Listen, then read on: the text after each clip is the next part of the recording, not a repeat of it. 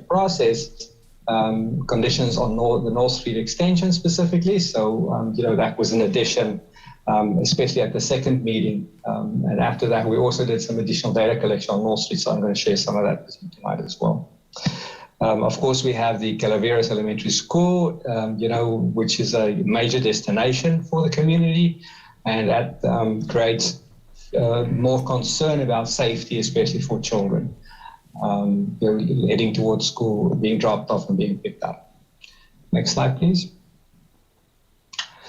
So the current Buena Vista Road has about 45 feet, and it varies in width, but this is the typical cross-section of roadway width. The westbound travel lane is about 15 feet wide. I actually think it's the other way around. I think it's the eastbound travel lane is about, no, that is correct, sorry, 15 feet wide on the westbound side. The eastbound is about 12 feet wide with a 6-foot bike lane, and then there's parking for the homes along the south side of the street. And then, of course, on where the homes are, there's sidewalk and some landscaping. On the north side of the street, as you can see here, there's a very small shoulder, and that shoulder widens out. Sometimes it's wide enough that the bike can ride in it. Sometimes it disappears. But past the pavement is basically gravel and rural development. There has been some newer development occurring, and the road has been widened on the north side. And it is classified as a 2-lane collector street, which means that the speeds are slightly higher, the road cross-section is a little wider, but it provides local access to homes on the street. So the intent is, since people live here, they park here, they ride their bikes and they walk, is to keep the speeds down despite the fact that it is a collector street.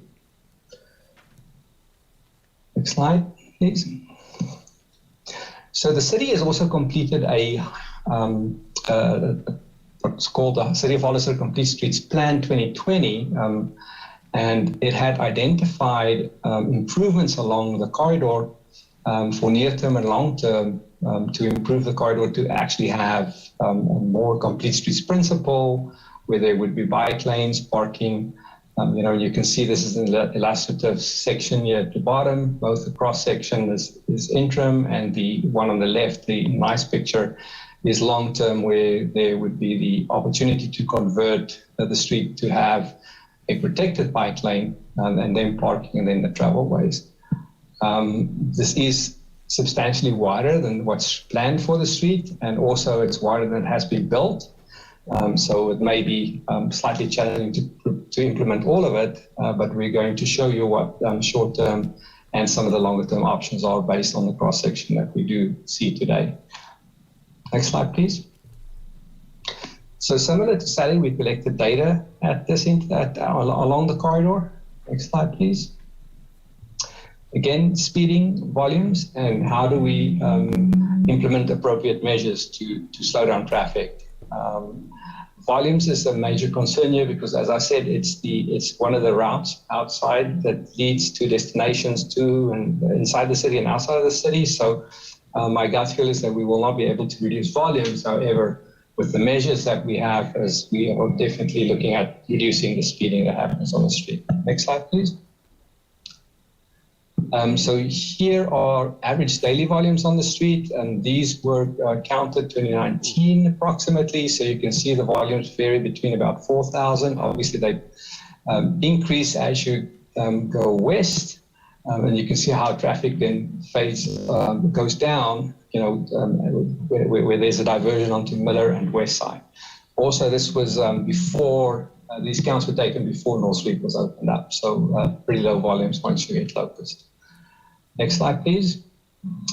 These are forecasted volumes on Buena Vista from the city's old general plan. And you can see how the volumes go up from 4,000 to about 7,000, heading towards the west. And of course, with North Street opening up, again, 5,000 cars heading over North Street towards San Benito Street. Slight increases on West Side and Miller Road. Next slide, please. 85th percentile speeds here, very, very high as well. Speed limit's 30 miles an hour. We have the school has a 25-mile-an-hour speed limit.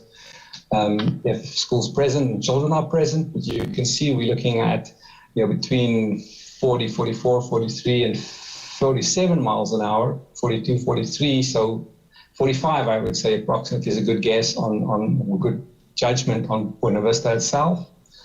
Quite interesting was that when we measured speeds, and this was after we did Buena Vista, we measured speeds on North Street, was that the speeds between Fern and Raven was measured at 51 miles an hour. So even though it's not a street where there's direct home access, this is still concerning. There are homes fronting the streets, so it creates noise. People do drive too fast. And it's not ideal for North Street at all. If people tend to drive fast on one section, by default, they're going to probably drive fast on the next section or the next block as well. Next slide, please. So similar to Sally Street, we've developed this traffic calming toolbox. I'm not going to dwell on those. Next slide, please. Again, same measures, looking at bicycle pedestrian safety, parking, EV access, and community impact. Next slide, please. Again, vertical shifts, horizontal shifts. We didn't recommend any closures, and then a little bit on behavior changes, right? So we're going to show you specifically with some of the striping changes that we're recommending, how we are going to change behavior and slow down traffic as well. Next slide, please. So similar to Sally, we had two outreach meetings with the public. They were also virtual during COVID, actually pretty well attended. I was impressed by the number of people that showed up, and the participation was actually very, very constructive. Great feedback. People will not just focus what's happening in front of their house, but they were thinking about the broader community, thinking about the school, how to cross the street, parking, and of course the speeding. Next couple of slides. So, we also prepared an online survey, and, we also received more than 2/3 support for implementing traffic calming measures to help reduce traffic speeds along the roadway.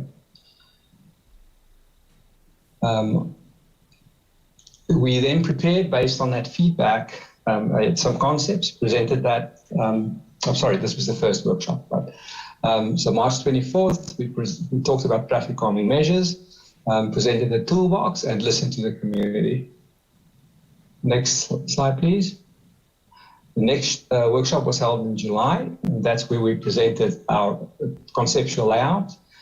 Of course, this was also when North Street was opened up and concerns was voiced about North Street, and after that we actually went out and surveyed some additional speeds and really recommend improvements on North Street going across the hill. Next slide, please. So I'm going to present to you the layouts, and what we did here is we are recommending an interim layout and an ultimate layout. And this is also based on feedback from the community, and the intent of immediately having an option to install some options, whereas with the long-term option is really very dependent on the development on the north side of Buena Vista, because we need right-of-way. Now this looks like a lot of speed ups, but please remember that this is like 1.2 miles, so it's almost twice as long as what we had on Sally, and we've strategically placed these to really have an effect on slowing down the traffic.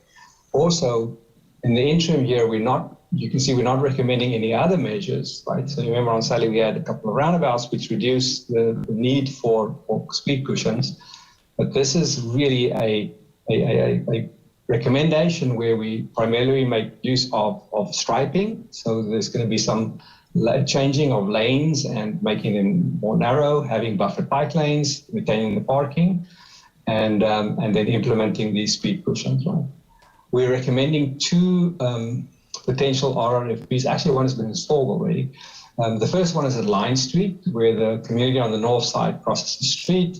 It's also a yellow crosswalk, so we're recommending that there's some striping improvements plus an RFB at that location. And then the other RFB that has been installed is actually at Fern, going over the hill. We're just recommending some striping improvements there as well. Next slide, please. So again, the same slide for regarding speed cushions, benefits and drawbacks. Next slide, please. Again, the layouts showing how we protect the entire road. Next slide, please. I want to talk a little bit about the interim concept for North Street, looking specifically at the North Street striping. So currently, the view on the bottom here is as you look from Locust towards the east, so you're looking towards San Benito Street. You can see that the road is actually quite wide. It starts out with a painted median, very wide bike lane, and the speed limit here is 30, right? So the speed limit is set here because of restrictive side distance. You can see if you're in this location, you can actually not see where Fern joins the intersection, right? Next slide, please. So what we're recommending on the upper graphic is that we maintain in the median, the stripe median that you saw as you go from Locust towards San Benito, that turns into a left-turn pocket onto Fern Street. We narrow the lanes to 11 feet, I think it is. We're just going to get to that, 10 or 11 feet, and then we install a bike buffer. Right, so on because we don't have on-street parking and because we don't have access, this is the ideal location for installing these green bollards. And you can actually see it. This bottom picture is an actual photograph that shows how that can be done. This one has a combination of what we call armadillos and in the green bollards. So those armadillos are like it's an obstruction. It's almost like a cat eye that you put in the road, but they are, if you drive over them, they definitely will damage the vehicle. Once we get to the intersection of Fern is to install the 444 crosswalk, and the city has already installed the RFB there. And I think the main reason for that is just because of side distance and also to highlight the fact that pedestrians are crossing there and increase their visibility. As you go down the hill, and so Fern is sort of on the crest of the hill, and as you go down towards San Benito, we then recommend to continue the bike buffers, right? But then we start introducing a slight median we recommend 2 speed humps between Fern and Monterey. And the main reason for these are to reduce speeding. You can see how we widen the buffer in the bike lanes, and we also change the lane slightly. And you can also see there's striping ahead of these cushions to help warn people that they got to slow down, right? Because if people are going 55 and they're going to, or 51, 55 miles an hour, they're going to hit the speed cushion, their vehicle may get damaged. So we're adding an extra layer of warning devices here so that they do see them and they slow down. And then as you get closer to Monterey, we actually conform back to the existing striping, which retains the bike lane, have 2 travel lanes, and then the sort of the median lane that gives an opportunity for the couple of homes that needs access to gain access to the driveways and also make left turns and onto Monterey. And then, of course, you get Raven, where also then there's left turn pockets. Next slide, please.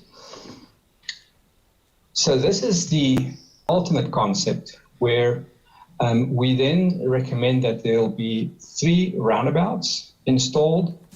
There's already one planned and the city is collecting money for it. I think it's at the Mirabella development. And then where there was a recommendation for 2 more. These are not mini circles. They are actually slightly larger than just a normal mini roundabout. And I'm going to show you the images of those. And then very important here, you will see that there's actually a roundabout recommended at Veracini Lane as well. Now, think about it. If you're coming off 156, right, you're coming around the corner, you are in a rural setting, and then as you drive on, you hit the city, right? So immediately this becomes a gateway element. It has two functions. Number one, it tells you, hey, you're reaching a city. We're changing the street concept for you. We're changing the layout. And then, of course, by default, the roundabout will slow you down. So very important that we have this gateway element from a traffic perspective coming into the city. And then the other two are, again, placed strategically. So one recommended at West Side and the other one at Gonzales Drive. We retain some of the speed cushions. And of course, we retain the RFBs, specifically the one at the line that's going to be new as well. No additional changes along North Street. Next slide, please. This was a mini roundabout, I think, but so we're going to increase slightly on this, but the principles of roundabouts stay about the same. Next slide, please. So these are the roundabout layouts, and I think there's one that's already been prepared for Gonzales Drive, so we're repeating these down the road, and the reason we are slightly increasing these in size and giving them more character is also because this is a collector, right? So it's going to have higher volumes. And we're going to see children crossing between specifically the neighborhoods on the north coming to the school. So you can see how we focused on bringing in the traditional elements of a single lane roundabout that is slightly larger. But with these, no right-of-way acquisition, they will still fit in the existing pavement and right-of-way that's been assigned. Next slide, please. It's the west side one, very similar layout. Next slide, please. So similar to Sally Street is again bringing in community character, right?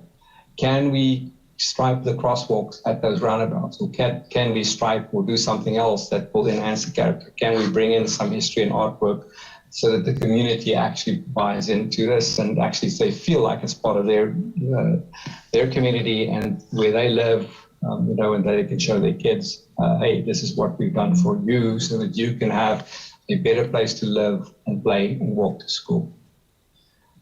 Next slide, please. So schedule the next steps. Next slide.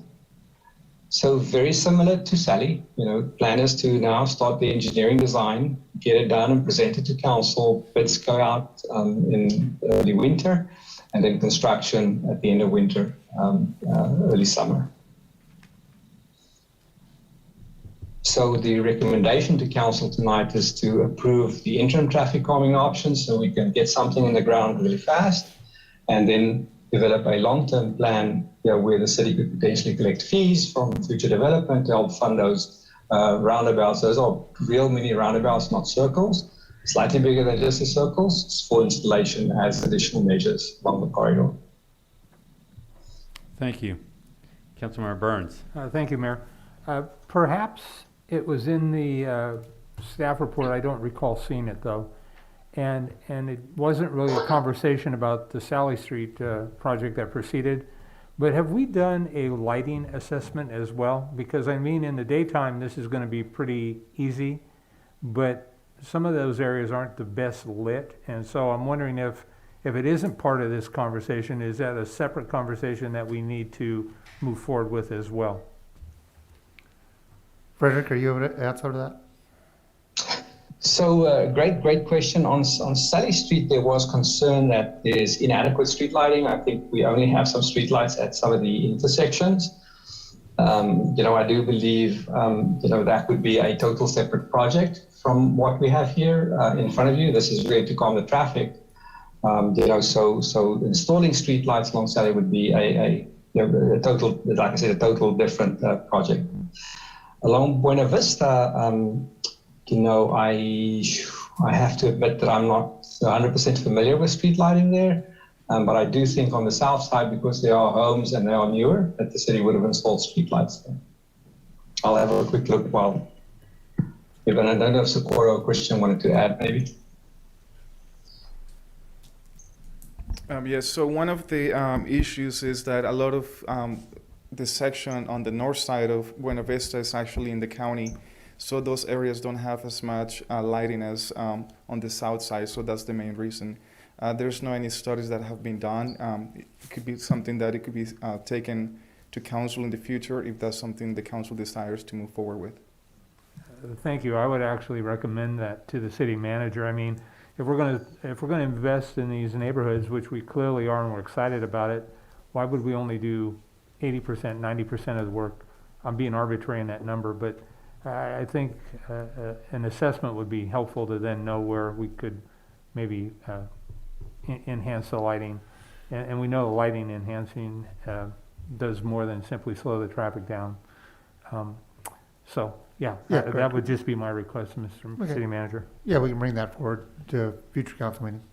Thank I you. mean, we're looking at 6th Street right now, so we'll probably just have that included also. Okay, I look forward to that. And then I guess my second question is, it appears that all the traffic circles, they're hardscape. Is there an alternative where there could be a softscape in there? I'm not suggesting I want that, but it would be helpful to have an option in that regard as well.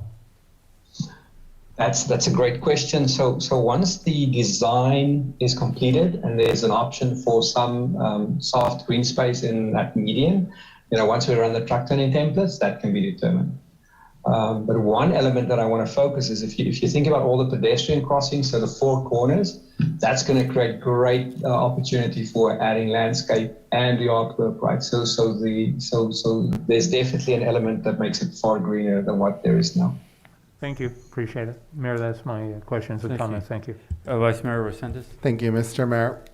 And I know I sound like a bit of a broken record, but this is the street out of everywhere. The police are here. They can probably attest to this, that we get the most, not necessarily complaints, but people are afraid of what's happening on Buena Vista.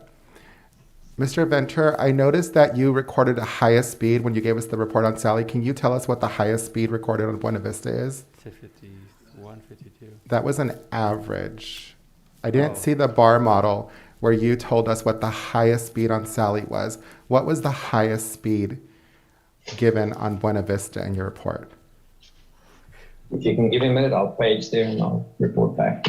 Thank you. We have a school here. There's not a safe passage for the children to get there.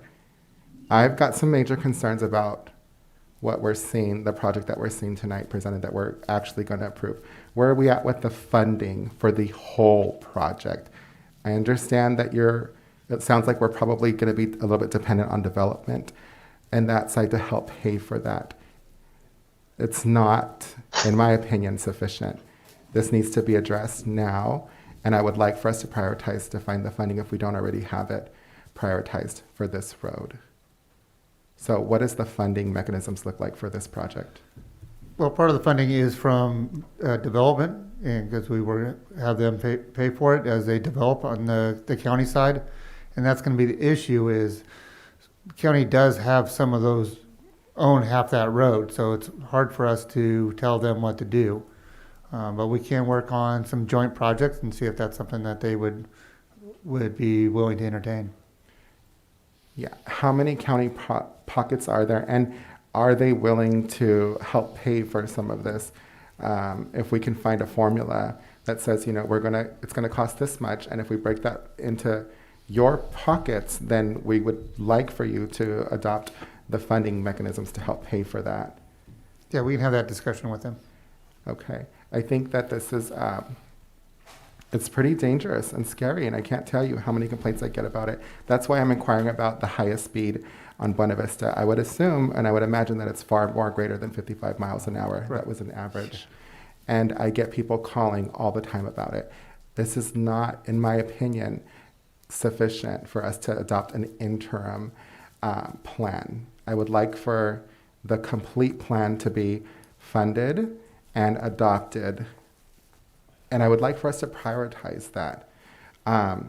Some of the things that concern me are, if we just go with the interim plan, you only have a crosswalk with a lighted area on Line Street. Most kids come from West Side Boulevard, and they cross from there. In fact, Abraham just had a discussion with some residents because of some occurrences that are going on there that she's seen, that she's concerned about when the kids are going to school. So if we just go with the interim, we're not addressing that problem on West Side. The racing I've talked about, and I really have to say, I think that what Councilmember Burns said, it resonated with me. If we're going to do something, we need to do not just 80, 90% of the work. We need to just get it done. We really do. So I'm looking forward to hearing back what that highest speed is, but I can guarantee you it's more than 55 miles per hour. I do not support adopting an interim plan. I'd like for us to find the funding and adopt the complete street plan. I would like for the county to consider helping us with that.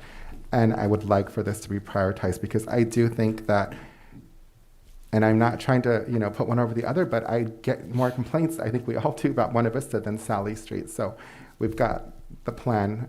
I know it takes money, but I would really like for us to put our heads together and to see this project come to fruition. Thank you. Mr. Burns, did you have another comment? I do, actually. Thank you, Mayor.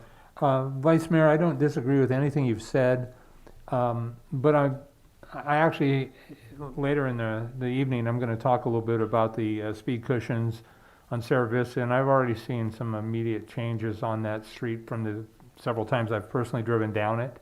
Having said that, this is a big project, and it seems to me that the speed cushions might be a short-term solution to a permanent problem, but yet I think anything we can do immediately would be good versus not doing the interim. But I agree 100% with you about a bigger project and sooner. But unlike other streets, we do have the challenge with the county.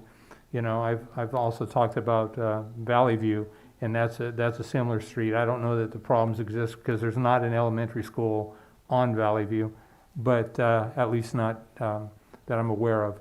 And so I support you. I support your position. I've heard what you said, but I would like to at least.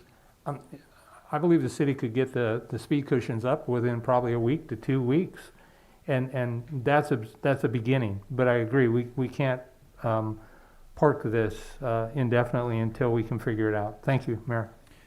Thank you. I think you're both correct. Something needs to happen now to slow down that traffic. Buena Vista, if you spend any time there, you will see those numbers are going to come back in the 70s plus. It's unbelievable what people do in that area. Unfortunately, a lot of bad planning took place in this area. Remember some of those projects warning about being able to exit from the home straight onto the road was going to be extremely dangerous. And I think at the time people felt, well, people will slow down, everything will be just great, and more homes will fit in there. Well, if you listen to a lot of the people that complain in the area, those homeowners are the ones scared to death. They're just scared to death that their kids are going to be killed, or they're going to be killed backing out of their own driveways. I want to make sure in our planning here that we don't have this problem happen again. We're seeing this now just with the parking we had at Maple and Chapel. Rather than forcing the developer to provide more parking within, we said, we just go park your cars around the perimeter of your development, and it's created some problems. So we need to see more of those protected bike lanes as we plan for more of this Buena Vista on the north side. We need to make sure that we have, those aren't parking areas, but those are protected bike lanes. So we're planning for our residents to be safe. And the crosswalks with the lights on them are very important in several sections because, it's amazing that people will see kids and think the kids are just in their way and will really race around them without even a thought to it. So let's make sure we're planning on that correctly. Former Supervisor De La Cruz was so passionate about trying to work with the city several years ago to do a permanent fix for this area, and I think it's really important that we do have that conversation with the county, see if we get the permanent road. Yes, we know part of it's county still, but what that can look like so we have that permanent protected bike lane on the north side Buena Vista. Let's not make the mistakes we made on the south side of Buena Vista. Make sure it is lighted correctly, because you're absolutely right, Councilmember Burns, that lighting plays an important factor. These are the kind of things that need to happen and right away. Speed humps as the interim, if we don't do that, we're going to be facing people racing at high speeds for another year, because this is a big project. Let's not kid ourselves. This is a big project. But we should be, as Councilmember Vice Mayor Resendez pointed out, this should be one of the highest priority permanent projects, because we need to get this thing done. We've been neglecting this for way too many years, hoping on the developers to do it, and once we get there, then the developers don't want to do it, and we find a way to accept whatever they're proposing to us. That just has to stop. So we need to decide what that looks like, make sure we're charging those that are still coming in accordingly to cover those costs. It might be several years down the road, but we'll recoup the cost. What we can't afford is to lose a life because we haven't taken this area serious, and we are going to lose that life in this area. So I'd like to, again, both of you, I think you're both right, get that interim done now to slow people down and figure out a way with the county to at least help us do their portion, or give us the rights to the property on the north side so we can take over it and then charge any other developers correctly. But please, I'm going to repeat this with planning, let's not make the same mistakes on the north side of Buena Vista as we did on the southern side of it. Let's make sure we have protected bike lanes, the meandering sidewalks, all the things we need to have a beautiful city, not just what's the cheapest way for a developer to build a community. That just does not work. And I think we have a council that fully agrees with that. So I want to thank you guys again for coming up with the vision, because it's something I think we can be proud of, and seeing those delineators protecting the bike path, that's exactly what I want to see throughout our city. One thing I did want to add, on the east side, going over the hill, you had speed humps going towards San Benito. I think we have to look at a speed hump going up the hill from Locust up, because people move quite quickly on that portion going up to the top of the hill before they start flying down the other side, and the same thing coming the other way. So I think it might be something we want to put a speed hump in the middle between the bottom to the top of the road on that section. If you can pull that up, you can go back a few. Right there, right there. That section on the west side from the bottom to the high point would probably need to have some sort of speed hump, because again, people do fly up as they start moving up over the hill, and they do come racing down that side. So to slow that down, I would recommend we look at putting some sort of a speed hump in there too. That's all I have. Go ahead, Vice Mayor Resendez. Thank you, Mr. Mayor. And just in your conversation, I do recall having a conversation with Supervisor De La Cruz saying that he had earmarked some money for Buena Vista. I don't exactly remember, but maybe I can reach out to him, or you can check with the county staff to look into that. I just think, again, we need to think outside the box. I don't think we can build it and then require future developers to pay into that. Can we? Yeah, we can have it figured out, yes. Yeah. So then I would suggest that. I don't think we've ever done that I know of, but I would suggest that we do something to ensure that it gets done. And again, I'm just afraid, as Councilmember Burns pointed out, that's just going to sit on the table, and then nothing's going to get done. And years from now, we're going to be dependent on development. But this is something that we should really prioritize. Thank you. Thank you. Yeah, Mayor, maybe I can maybe ease Vice Mayor Resendez's concern. I agree with everybody that something needs to be done right away to slow that traffic down. My concern is with working with the county and different options, it's going to delay things a month, 2 months at the earliest. I would rather see something in there right away. And I think staff has heard you that this is a high priority, and we can work on that. But by pushing it, waiting for the county and waiting for some others, this delays it even longer. So No, that's my concern. I think what I believe the consensus here was to do the plan, immediate plan with the speed humps, and then work towards that permanent solution, but really work towards it, not just Correct. push it off, but let's sit down and have those meetings. Where did the money Mr. Dela Cruz put aside, where did that go? So we use this, how do we have the property lines adjusted so we can have the curb sidewalk on the other side, have the protected bike lane on the north side, have the street lights on the north side, all the things we need to do. It's just that time to do it. Okay, I think we have some speaker cards. If you may, Go ahead, sir. just to answer council members' concerns regarding the speed. So when I set up the counters out there, the counters are set up to capture speed up to 65. That doesn't necessarily mean that the high speed was 65. It could have been 80, but we did see a couple of them going 65 plus. The other concern was regarding the north side. Unfortunately, going with the ultimate design, which the consensus were to make sure that we move forward with that, is that a lot of the north side of Buena Vista is private property, so we're dependent on essentially the property owner developing, annexing into the city, so that will take some time. As of right now, we only have a few properties that have annexed and developed that have paid a contribution for the roundabout at Gonzales.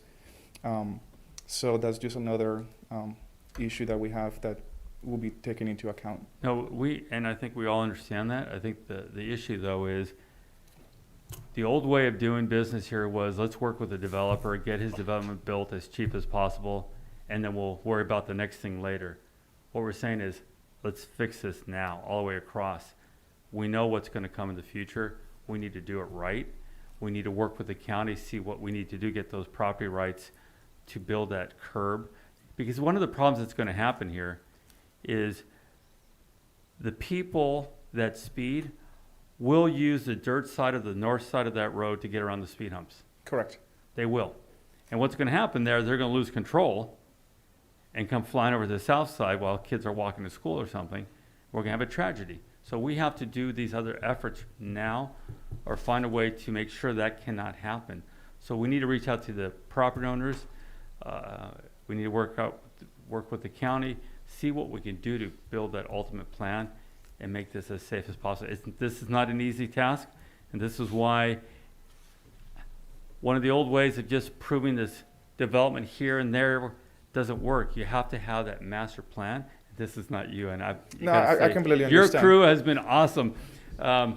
You have to build a master plan so it's completed, so we don't have these type of things anymore that lead to this really bad design. So, and we're going to all have to work together. And I think city manager will work with the CAO of the county, and hopefully we can find that money that Mr. Dela Cruz had set aside for this county side, and we can get something done.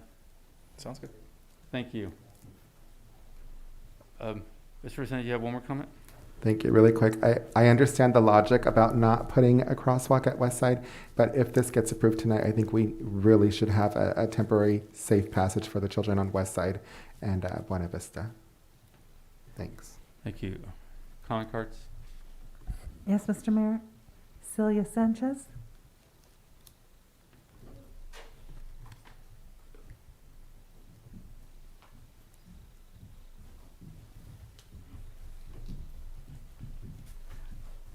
Good evening, Mayor and Council members. My name is Celia Sanchez, and this is my daughter Sara and Jaretsi, and we are here because I didn't see on the presentation a crosswalk sign on. I live on Thompson, and we cross to Raven Street, so we cross Buena Vista. I'm sorry, can you talk into the mic right there so that we can get it on the I'm tape? sorry, Thank you. and I did not see a pedestrian crosswalk sign on the presentation. We would like to request one because we cross over there every day At Raven? at Raven, and yes. Is there one? I'm sorry, did I miss it? Yes, this is Ferry Greater. Yes, there's one at Raven. All four corners will have a crosswalk. So there will be crosswalks with signage, yes. Oh, okay. Well, that's what we were here to request. I Thank just you. wanted to make sure. And thank you for being here. Okay, thank you.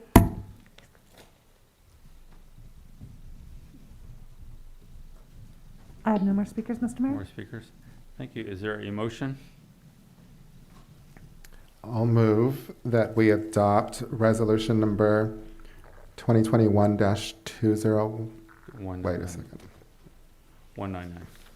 2021-199, but I would like for us to, I don't know if it's just a matter of striping to increase, to make sure that we have a safe passage for the children on West Side to cross. Thank you.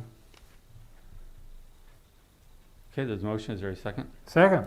Motion is second. All in favor? Aye. Aye. Aye. Motion carries 3-0. We will take a 10-minute break.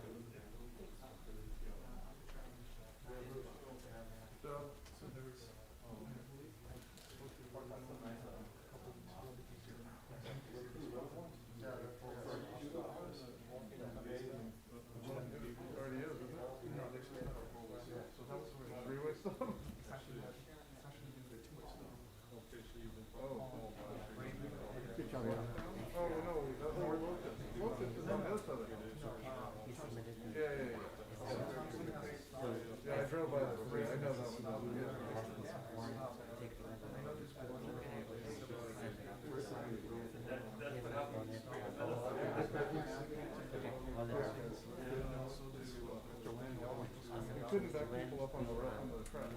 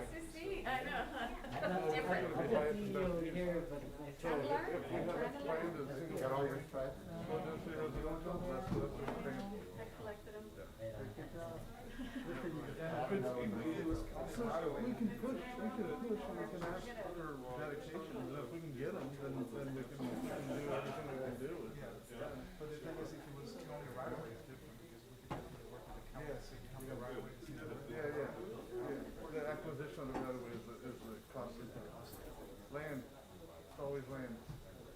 Every deal. Every deal's about land.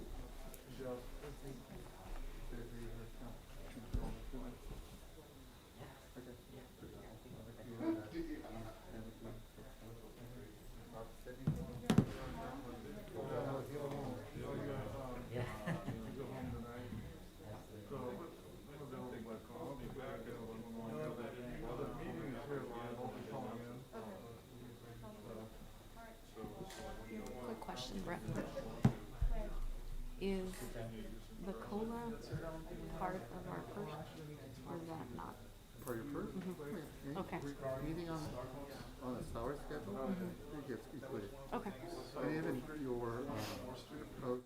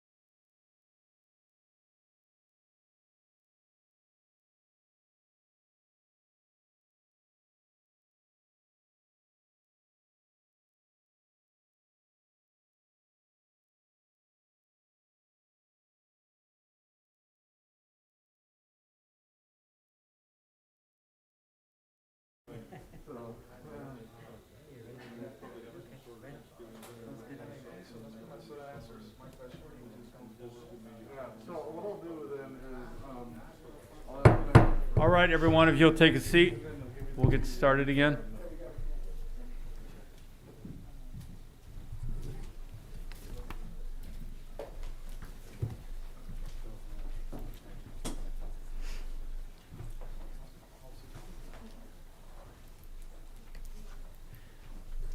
We are now going to move to item F5.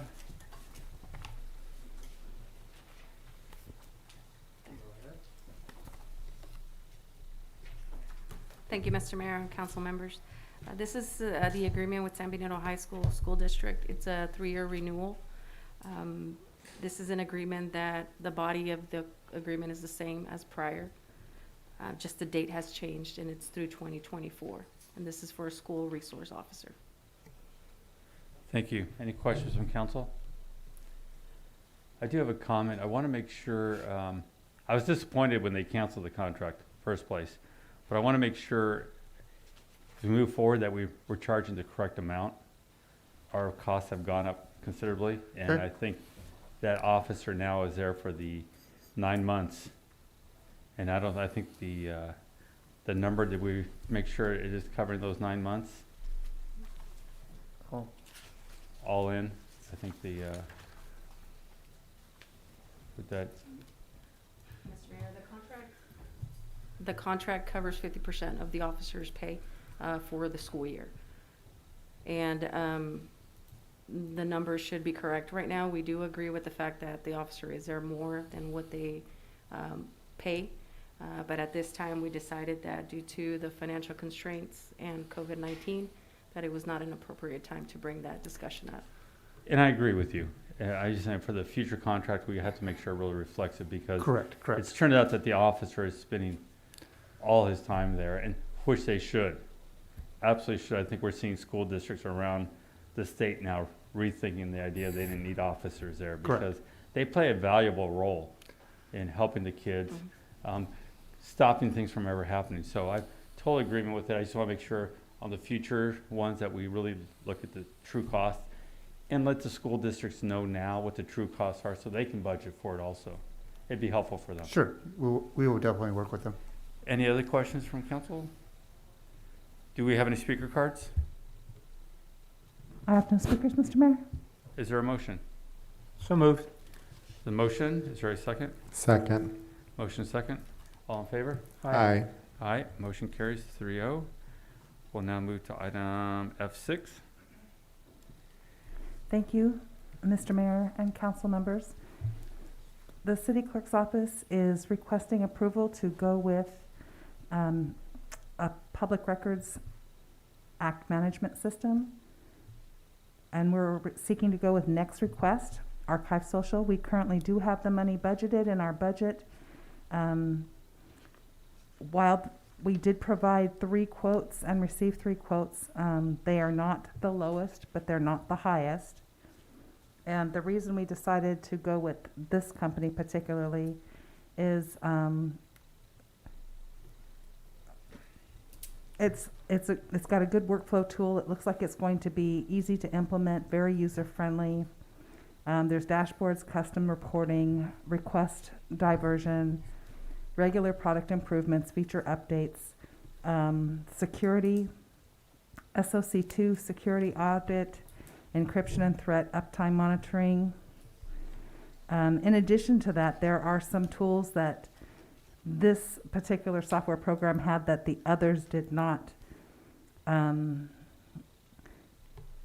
of them was redactions, rapid review, where you could batch redactions. And one of the other items that they had that the others didn't have was a risk module, which means that it would look at each item uploaded into our software, into this software program, scan it to see if risk for redaction was high, medium, or low, which is something we don't have currently. And we also found that we still have to take our PST files? We still have to do our manual searches of email Emails. files, but we're able to upload it, and it actually organizes the emails in a certain way that, Will reduce duplications Right. and make it easier for when legal approval needs to come through. He's not going over the same email 6 times, so. Okay. Any questions? Any questions, Councilor? Councilman Burns? Thank you, Mayor. Madam Clerk, is this program only intended for your department, or is this going to be used citywide? And would the police department and the fire department also use your resource? Yes. So, This, okay, no, Yes. go ahead, I'm sorry. and in addition to that, where a lot of the requests can be made public, so that should another member of our community have that same request for that same information, they could retrieve it. There's also the capability of that not being retrievable in the case of, say, an incident report where there might be confidential information, or maybe an incident report would only be given to a person that was part of the incident. So there are security measures to where some can be obtainable by the public and some won't be. Thank you. Sounds like money well spent to me, and I'm going to support this, of course. Thank you. Council, Thank you. Vice Mayor Vicente, you have no questions? Do we have any speaker cards? I have no speaker cards, Mr. Mayor. Thank you. Is there a motion? So moved. There's a motion. Is there a second? Second. Motion and a second. All in favor? Aye. Aye. Motion carries. We're going to move to Thank you. item G1, reports from city council members regarding their committees. Councilmember Burns? Thank you, Mayor. I attended the San Benito County Water Resource Agency meeting this past week, and I know this is going to sound strange, but we're in a drought, and they asked that I remind you. I mean, it's strange from the standpoint that it rained last night, which we're all grateful for. I think that's what was falling out of the sky, and they asked to remind everybody that we're actually in a serious drought, all joking set aside, and to be frugal where and when you can. We don't want to find ourselves in a mandatory rationing system, and so that concludes my report, Mayor. Thank you. Thank you, sir. Vice Mayor Resendez? Thank you, Mr. Mayor. We attended the Intergovernmental Committee. Gavilan College and the animal shelter were on the agenda. Unfortunately, we didn't have a representative from Gavilan College there to present, but they will be at the next meeting. And then, the animal shelter, and I spoke to the city manager about this, and Mr. Prado was there to be present for the city manager because he was away on business. And we're asking, well, some of the questions that came up, there's a lot of things. So I had some inquiries about the shelter not being open on the weekend.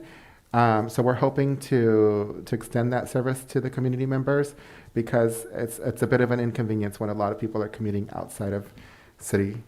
Correct. And the chief's looking at it right now, how to implement that. Okay, and then the conversation went even further than that, and we talked with some of our friends, the supervisors at the county. We talked about this before you were a city manager, about potentially looking into joining the JP8 Santa Cruz, if there was interest in that. I myself, along with a councilwoman that was here previously, were looking into that. We had both toured the Santa Cruz animal shelter, and it sounds like a pretty viable option. I think the county was interested in just exploring the option. Again, I think it's just worth looking into. So I would request that we potentially connect with them, maybe get some tours going, and then just revisit that conversation and report back to the county and see if there's interest on their part, as well as the city of San Juan Bautista. For future agenda items, we are going to, again, have Dr. Rose come and present about the expansion in Gavilan College, and then we're going to have Superintendent Dr. Sean Tenenbaum come and talk to us about the impacts that the high school are feeling with the residential growth. I also wanted to officially welcome, again, Supervisor Bob Tiffany, who is now the newest member of our committee. That concludes my report. Thank you. Thank you. The report I have is from our LAFCO Commission. Just a reminder for the council members, we have a joint meeting set for October 27th at 5 p.m. That's San Juan Bautista, City of Hollister, and the county to discuss future growth in the community and how we can plan better. And by doing this, we can really avoid all the mistakes that have been made in the past. So it's a really important meeting to really get a good understanding of the consequences of, you want to say, leapfrog development or really not following state rules. And unfortunately, we've done that here this community. We were not following the state rules on growth. We were just picking any area to grow and then annexing it or just providing services, which creates a lot of our problems. So 5 p.m., October 27th, our LAFCO joint meeting for all of us. And now we'll move to item G2, informational reports. Councilmember Burns. Thank you, Mayor. I do have a few items, but I'll be brief. I wanted to get an update at the city manager's convenience on, remind me, we're now without an airport manager. Didn't she not recently retire? You are correct. Okay, and so I'd like to know where we're at in recruiting to fill that vacancy. I mean, I know you went for a conference, and I suspect that's a critical position for us. Also, It is. Sorry. no, I agree with you. Okay. Also, last time I was on the city website, I noticed that our planning and development department seemed to be closed the majority of Fridays, and perhaps that's a direct result that we don't have the staffing. But I would think as part of customer service, I would like to see and know where we're headed with that so that we can provide a full level of service whenever possible. Wanted to ask our city attorney if you've had the opportunity yet, and if you haven't, I understand to find a legal definition for the word consensus. I have, Councilmember Burns, and the response I'm going to give to you on that is not yet complete, but it's well underway. Perfect, thank you, I appreciate the update. Also want to thank the city at large for the traffic calming devices that were put on Sierra Vista. I drove that street as recently as today, and it's amazing. And I understand a lot more now that I've been able to see it and why that the devices, there were 8 of them put out on the road. And there are also the radar signs as well. I know former council member Marty Richmond would be pleased. This is really a nice conclusion to a project that he started. I too had on my list an inquiry. I had an opportunity in 2016-17 to be on the San Benito County grand jury, civil grand jury, and we also raised the issue about animal control, about weekend hours. And I'd also like to know more about the potential for people to volunteer. Most communities are really made by their volunteers, and so I look forward to hearing back from the chief of police on that. And then my final question / comment would be, as I understand it, the American Recovery Plan allows for money to be set aside for employees that may have performed exceptionally during the COVID era, and so I would like to have a follow-up conversation to look more at that. I know we talked about a lot of other issues, and I would like to maybe see some money set aside out of that money for recognizing our staff, not necessarily those that telework from home during that time, but certainly our frontline staff with their boots on the ground, providing the services that our communities in need of and deserving. And so with that, that concludes my questions, comments, and thoughts. Thank you, Mayor. Thank you, sir. Vice Mayor Resendez. Thank you, Mr. Mayor. Just now that we're talking about including the art element and the traffic calming areas, I'd like to go back and revisit implementing that on Central Avenue. I can't remember exactly why, but that part of the budget was not passed at the time. Now that we have the Arts and Culture Commission and we're talking about doing it for Sally Street, potentially Buena Vista, I think that if my colleagues would agree, that I'd like to bring that item back for funding and approval, because I think it's very important. And then I really like what we did with Central, Sally, what we're working on with Buena Vista. I'd like to start that discussion and getting some not only community feedback, but traffic studies done on Miller to see about traffic calming issues or potential traffic calming resolutions for Miller Avenue. Thank you. Is that it, sir? I wanted to thank our engineering firm, Kimberly Horn, for some of the work they've been bringing through. It just feels so good to finally see these things come to light, and the designs are going to start making our streets safer. The speed humps, I want to thank the chiefs, both chiefs, for agreeing to allow us to finally do it. have made a difference already, as Mr. Burns is pointing out. I went to go test them out a few times myself, and it's. I had one neighbor call to tell me they were so excited when they saw that car coming down the street. It always comes down at 50 miles an hour. Have to hit the brakes and slowly go over the speed bump, and then just drive off at normal rate of speed after that. It makes a difference. What I'd like to do is see if we can move to the next step. I think we all agree they're successful, and order another 200 or 300 more speed humps and contractors to install them, because we need to get them out on these streets as quickly as possible. And I know a lot of these side streets are going to start feeling the effects of some of the ones we put out, but if we put enough out, people will stop trying to look for that quick way around, and we'll start to understand the intention is to slow you down to make sure nobody gets hurt out there. So if we can look at doing that, and then bring that back so we can get that done.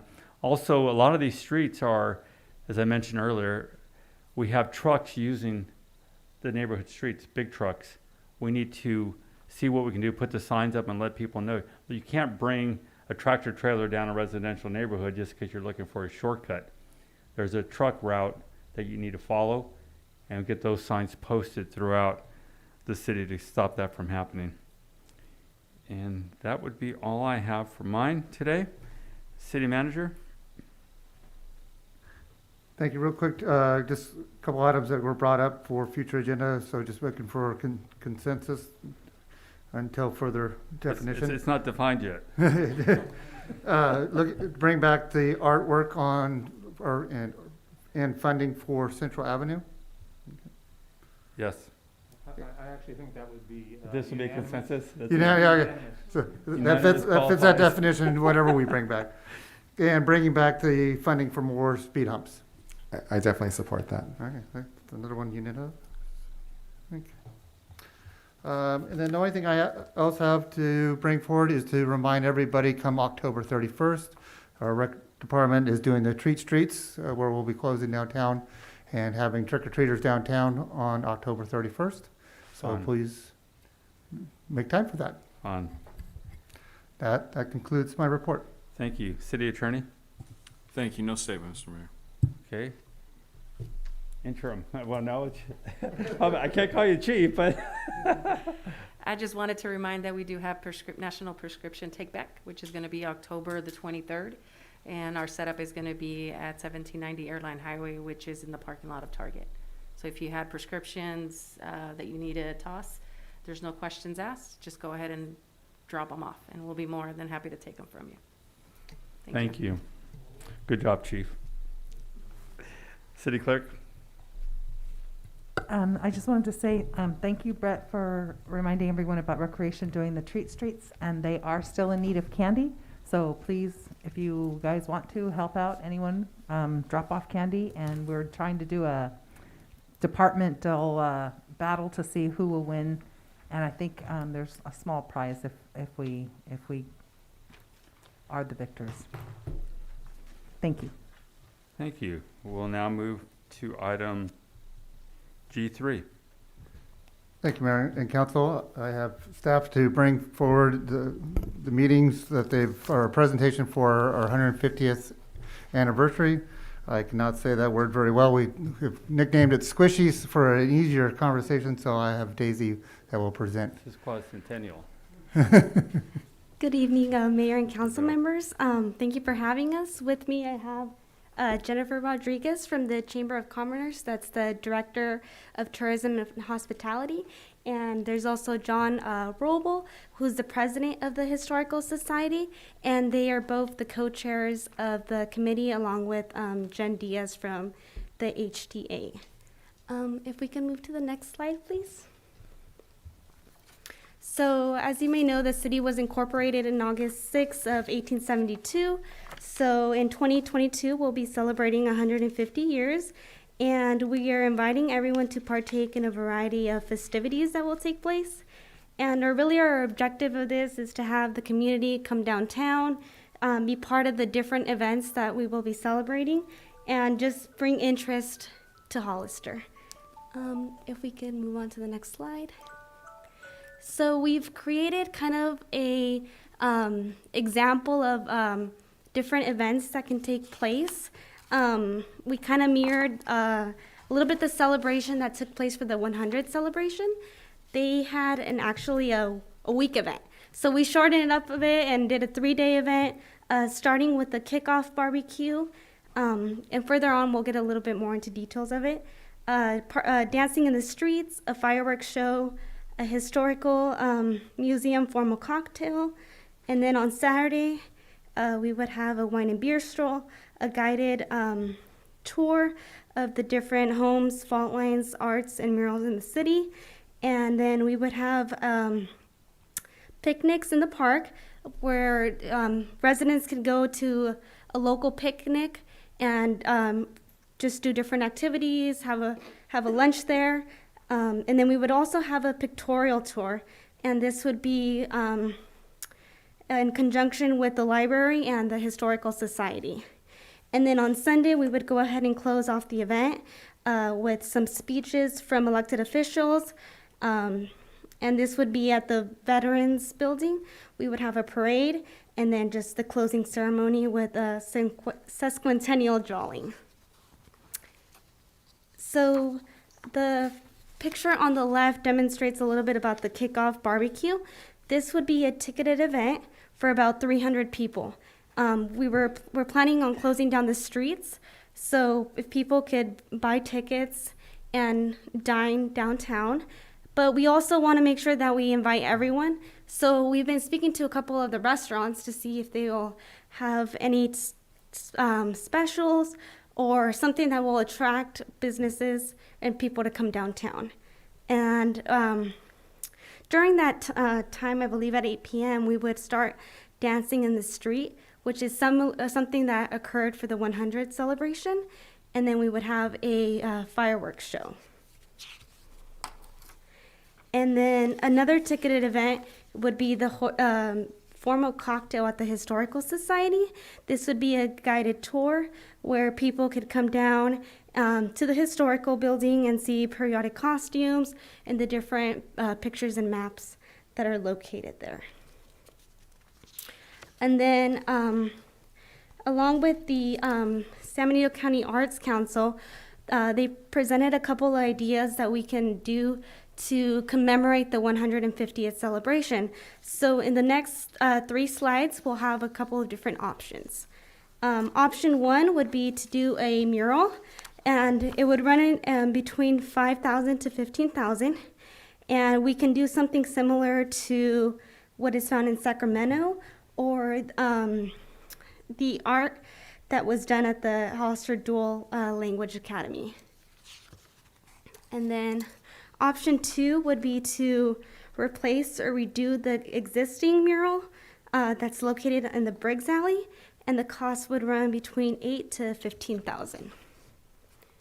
And then option 3 would be to do a seal, kind of what the San Benito County did. And this could be done from a variety of different materials, and then the cost would kind of depend on whatever material was chosen. So we are here to request your support in having a budget for the celebration. We kind of broke down in a little bit what the different events would kind of cost. And we were hoping that this budget would be requested by the ARPA funds to help tourism, help people come down to Hollister and really explore everything we have to offer. And then on the next slide, it just demonstrates a couple of our different partners. We really want to include everyone to participate in this event. We've been working with Selena from Integrated Waste. Councilmember Perez has been attending the different meetings we've been having, and those are a couple of our partners. And that's it. If you have any questions. Thank you. Councilmember Burns. Thank you, Mayor. Just a couple, I believe. Have we reached out to the local hotel association? I think knowing that this is going to happen, if we've defined a time, I think there's a lot of people in 150 years that have relatives that are here, and I think it would be helpful because I think a lot of people would like to come back and celebrate their heritage and their time in Hollister, and it would also help the hotels, and so I think that would be beneficial. And then I just want to say, occasionally I go to a restaurant in Gilroy. I don't remember the name of the alleyway, but it's quite a heritage alleyway, and it's out there by Garlic City, which is an amazing restaurant as well. And those people actually who own it actually live in Hollister. And so it's not very long, but it's well lit, and it's just very very unique and very well done. And so I'd ask that maybe you take a look at that as well at some point. And if you choose to follow up on that, let me know, and I'll try and give you better directions. That concludes my comments, Mayor. Thank you. Thank you. Vice Mayor Resendez? Thank you, Mr. Mayor. Have you reached out, or have you considered reaching out to the county to help support this? We have not. We've had, like I said, different partners like Selena from Integrated Waste. We've had LULAC. We've had the Youth Alliance, VFW, but we haven't talked to the county just yet. Okay, and have you reached out to any private sponsors like Amazon or the one that Councilmember Burns had mentioned? We did reach out to a couple of businesses, like the Motorsports and the Ford store, because looking back to the brochure that was created for the 100 celebration, they helped out with the raffles. So back then they raffled a vehicle, a color TV, a refrigerator. So we were hoping they would be able to sponsor some of those raffle gifts. Yeah, and I'm just wondering, any monetary sponsors from private businesses like Amazon?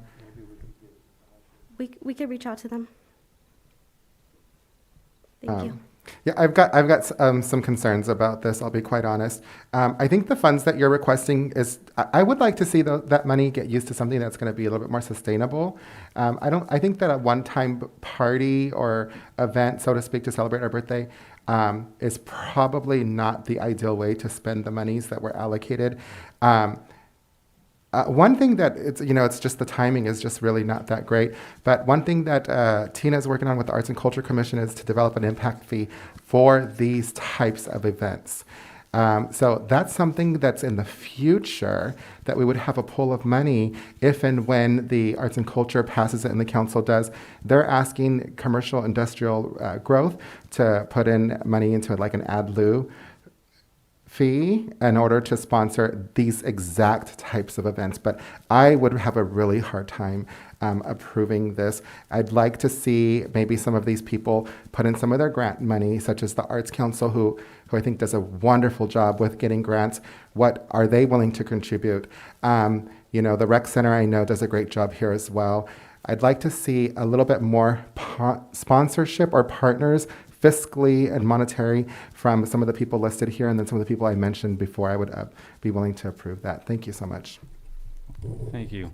I do have a few comments too. I think it's a little difficult when you look back in time and say, well, 50 years ago they did this, so therefore we should do that now. It's a different world. Keeping somebody's attention today is pretty difficult with social media and everything else going on in the world. I think this number is a stretch, a big stretch. I think what we need to do, if we're going to have an event in downtown or in our community, it should be focused in the downtown. I think what we've proven by the redesign of our downtown is that we can have events pretty easy and very successful. So I think what would work better is to plan an event in our downtown on a Saturday. Have the streets close off, have the other items we had in the past, have some of the historical pictures, there's tons of them at the Historical Society, bring them to the vets area so they can be displayed, so when people are out there they can be walking around seeing them and enjoying them and understanding our history.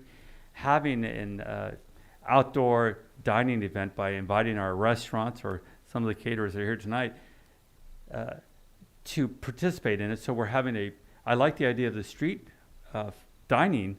I like that a lot, but I think what we want to do is get our local restaurants to bring out their menus and provide that service for that day. so people understand what they offer. So it becomes like a whole community event all within this area that we built already within the city. I think it's going to be much more successful that way. We're going to get a bigger impact of people coming through the downtown and enjoying their downtown, enjoying or understanding the history of their community. And it's, John, I want to thank you for, you found the information about the actual birth date of our city. And it's a long story in itself, how it fluctuated for a few years here and there. But Christina and I went back. I said, no, it has to be in 1872. It just has to be. It's not 1874. And you did some great work in finding that information. And we had a lot of weird history here, but that's exactly what it was. One thing I've seen some other communities do is do a time capsule on that day, and they put, current information into the time capsule. That's always fun. And 50 years from now or 100 years from now, they open that time capsule and say, what the heck were these people thinking? Or how cool is this, right? So that's important. I think another thing that might be successful and add to this whole theme, maybe Sunday could be an antique fair or something in the downtown. So we have our street closed basically all day Saturday and all day Sunday. And we're really extending the event one more day so people can come out and enjoy the whole weekend here. And that would cost quite a bit less money. Vice Mayor is right. We have to look at that as dollars, not as party money, but investment money. Something that's going to keep bringing us returns. And we can't just be saying, hey, well, we have money, so let's spend it. That's how a lot of us get in trouble with our credit cards. 6 months ago, we were approached by some of the people that do some of the signage that you're seeing across in many cities. And they talked about the cost of putting one of those signs in our downtown. Their recommendation was on 5th and San Benito, but that cost is upwards of about $100 and something thousand. If we're going to use big money, we need to do something that's going to, there's a reason for it. People are going to come back and look at that and take pictures and so on. And I think, again, Vice Mayor Resendez is right. We need to get other groups involved participating financially in this, not just the city taking the charge and spending a lot of money. So I'd like to see that idea come back, focus on the downtown. We know what we can do there. We've been very, very successful when it's in the core. Because when people have to drive out of town, you lose a lot of that momentum. The firework idea, again, I'm not going to be very supportive of that because we're going to have that on the 4th of July just a month before. And then to do it again, we're just not going to get the bang out of the buck, right? So, but I did like a lot of the ideas. I think we just, again, step back, look at it. I love the tour of the Historical Society idea. I think we can incorporate that, either that Saturday or that Sunday, to have a little event there. That's a really great idea. And that way gives the residents, you come out for lunch or whatever it is, you see some of the different items, you go, you have a dinner, you walk over to the Historical Society and do a little tour on your way there. So again, it makes you appreciate where you're at. And then again, if we can do maybe the antique show or antique car show or something on Sunday, whatever it is, I think that would work great. Okay? Okay, thank you. Thank you very much. Do we have any comments from the public? We have no speakers, Mr. Mayor. Okay, well, thank you guys for your work. We're going to now move to item G4.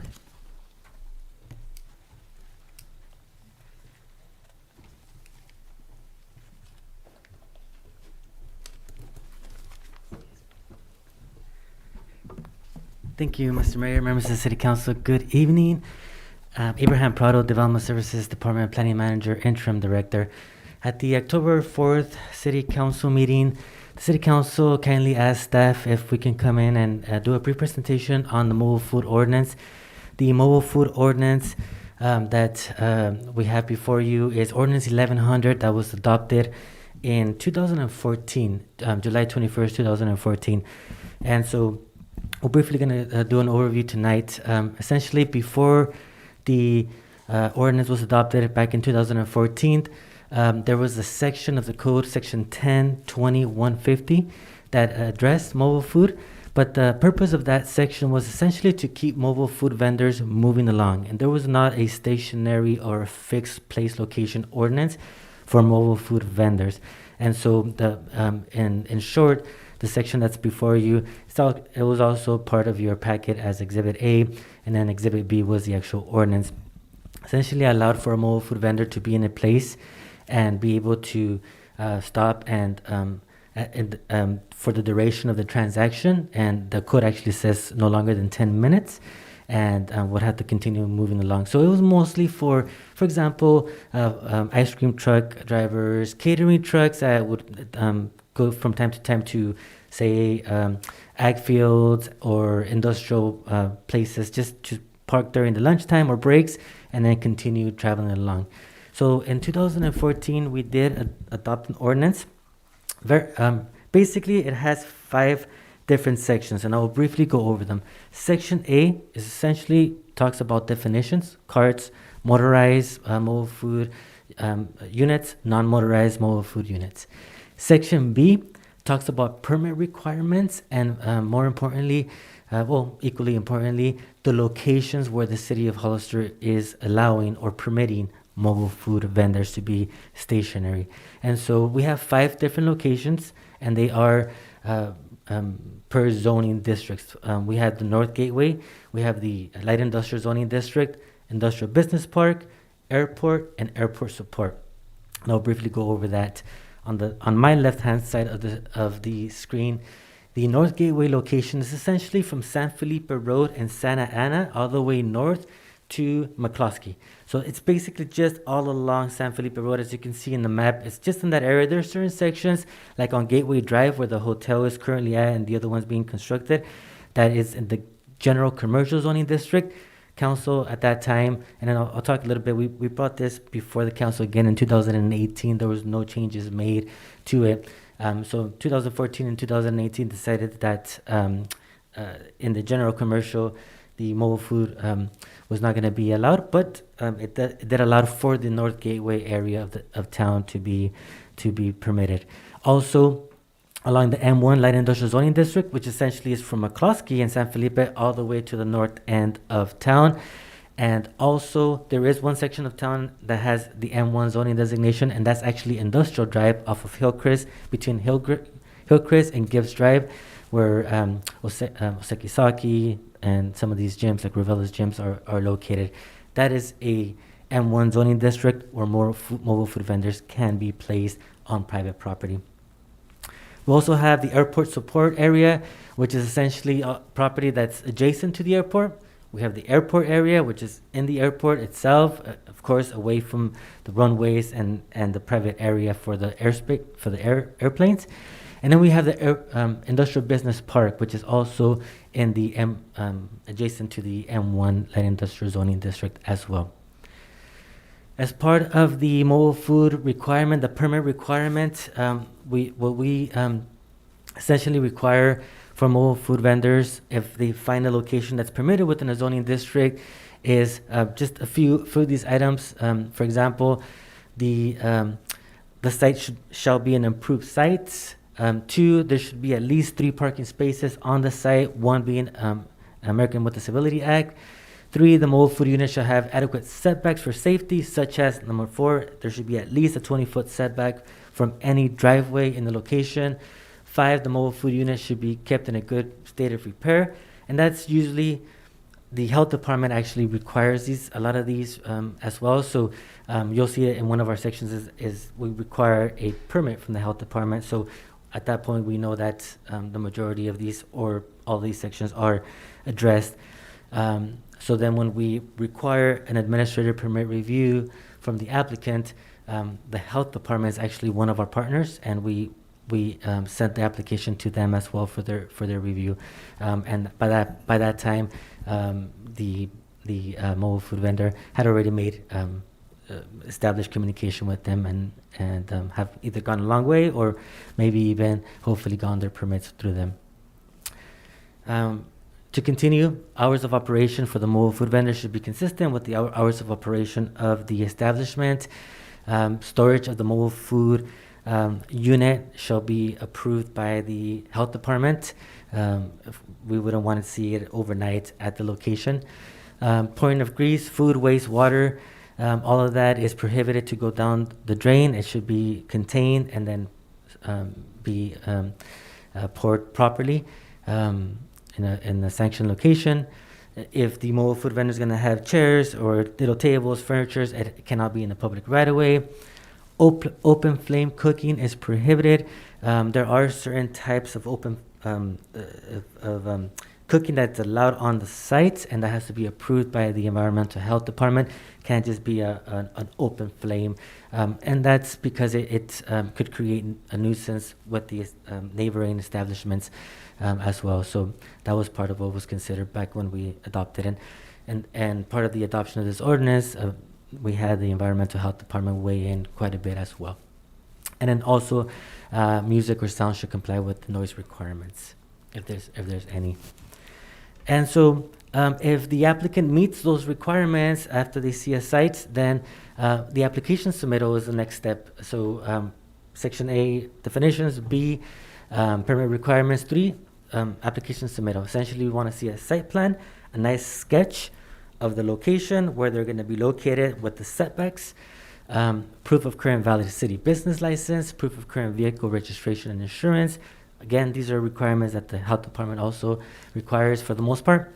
Elevations of their mobile food unit, pictures can suffice, and we don't necessarily need a drawing, but pictures would be fine. Number 5, a copy of a current health permit. Number 6, we would need a consent from the actual establishment indicating that they would be okay having the mobile food vendor at the premises.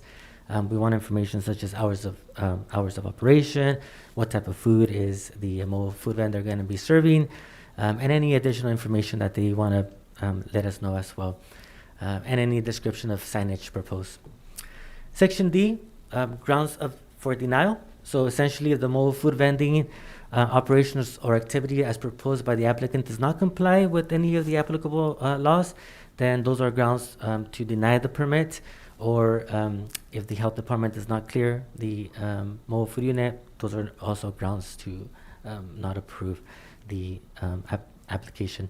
And finally, once an application is approved, if there is any type of issues that arise per section 1722-235E, the permit can be revoked, and we have various examples there, such as not following the conditions of approval of the approval for the mobile food vendor. So those are, in summary, that's Ordinance 1100. As I mentioned earlier, on May 7, 2018, staff came before the City Council, again at the request of a member of the community. I feel very happy to know that our council does, somebody comes in front of the community and, council doesn't necessarily just hear them out, but we go out and about and provide presentations such as these. This is the second time we're coming. In 2018, a member of the community requested the information. The council asked staff to come in. We provided a presentation. We included the minutes as part of the packet. As a result of that presentation, no changes were made to the ordinance, and so we are here today making this presentation again. And we are happy to take any type of direction and listen to public comment as well. Thank you. Thank you. Who's up first? Mr. Burns, you're usually the first one on the dial. Thank you, Mayor. I'd like to weigh in, but I'd rather wait till public comment, if I may reserve the right, please. I was thinking the same thing for Thank myself. You, You feel the same way? All right, let's hear from the Thank public you. comment. Joseph Hurst.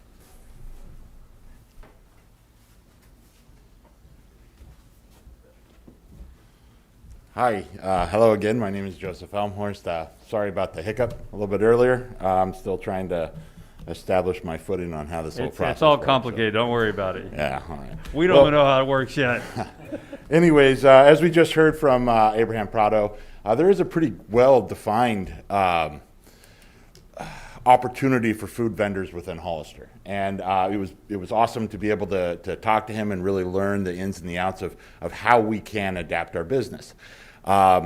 With that being said, I think there are some areas that we can grow, develop, and add some more support to our businesses, our small businesses.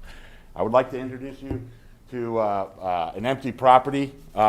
It's 190 San Benito Street. A lot of us kind of know it as as the empty lot with the mural. The old school Hollistorians really know it as the place where KFC used to be.